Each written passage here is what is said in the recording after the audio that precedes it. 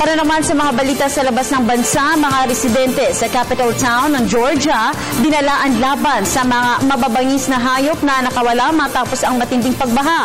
At Iraq nababahala na sa pagdagsa ng mga Arab refugees sa Kurdish city. Itong mga balita ni Edwin Eusebio. Mahigit na sa 2 milyong mga Arab refugees ang namalagi sa mga syudad, bayan at mga kampo sa Kurdistan region sa Iraq. Dumoble na rin ang populasyon sa bayan ng Shaklawa sa pagdagsa roon ng may 26,000 mga Arab refugees. Sinabi ng alkalde ng naturang bayan na malaking hamon sa kanila ngayon kung paano mabibigyan ng malinis na tubig at pagkain at mapapanatili ang kalinisan at paano mapipigil ang tumataas na renta sa mga tahanan doon. Nagreklamo na rin ng mga residente sa Kurdistan dahil lumiit ang oportunidad nila sa trabaho. Sa pagdagsa ng mga Arabo, naging minorya ngayon ang mga Kurds sa Shaklawa at marami ang nag-iisip na lumipat na lamang ng bayan ng Iraqi Kurds.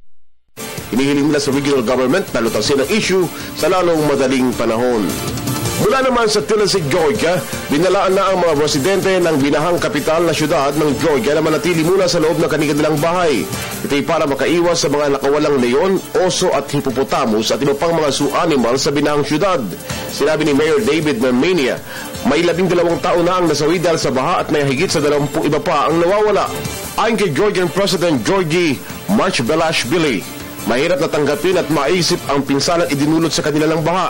Bunsod nito, idineklara niya ang araw ng Lunes bilang National Mourning o pagdadalamhati sa Ayon naman sa Zoo Director, nangalunod ang lahat nilang mga alagang leon at tigre, maging mga unggoy na hindi nakawala sa kanilang mga kulungan. Ang ilan naman sa mga hayop na nakawala ay mga ahas, jackals, jaguar at wolves o lobo. Ilan pang mga labi ng mga namatay na hayop ang nakita na rin matapos na humuhupang unti-unti ang baha. Para sa Telebisyon ng Bayan, Edwin Eusebio.